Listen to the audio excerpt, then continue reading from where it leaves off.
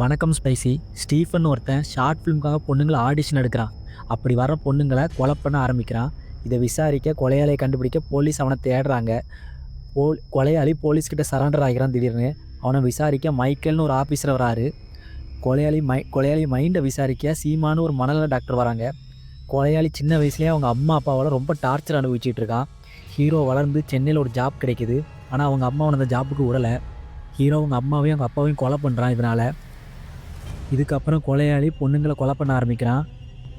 இது கொலையாளி சொல்கிற கதை. ஆனால் இது கதை இல்லை, அது உண்மையான கதை. என்னென்னு கண்டுபிடிக்க ஐபிஎஸ் ஆஃபீஸரும் மனநல டாக்டரும் என்னென்னு விசாரிக்கிறாங்க. அவங்க ஒரு விசாரணை பண்ணி ஒரு விஷயம் கண்டுபிடிக்கிறாங்க. கொலையாளி மனசில் ஒரு உண்மை இருக்குது, அதையும் மனநல டாக்டர் கண்டுபிடிக்கிறாங்க. படத்தில் நிறைய ட்விஸ்ட் இருக்குது. படம் பார்க்க ரொம்ப இன்ட்ரெஸ்ட்டாக இருக்குது. படம் ரொம்ப நல்லா இருக்குது. ரைட்டிங் மேக்கிங் சூப்பராக இருக்குது. போலீஸ் ஆஃபீஸர் மனநல டாக்டர் பண்ணுற இன்வெஸ்டிகேஷன் சூப்பராக இருக்குது. எங்கேஜாக படத்தை கொண்டு போயிருக்காங்க. சைக்கோ கில்லர் மைண்டு கேமில் படத்தை கொண்டு போகிறான். அவனை பேஸ் பண்ணி தான் படமே இருக்குது.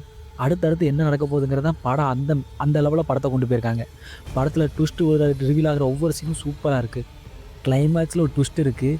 இது வரைக்கும் பார்த்ததெல்லாம் படமே இல்லை, அந்த கிளைமேக்ஸ் தான் படம். அப்படி தான் படம் இருக்குது. அது என்னென்னு படத்தில் போய் பார்த்துக்கோங்க.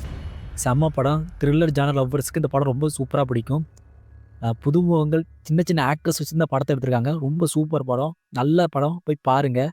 நெட்ஃப்ளிக்ஸில் ரிலீஸ் ஆகிருக்கு. நல்ல என்டர்டெயின்மெண்ட். இந்த படம் உங்களுக்கு நல்ல இன்ட்ரெஸ்ட்டாக இருக்கும். போய் படத்தை பாருங்கள்.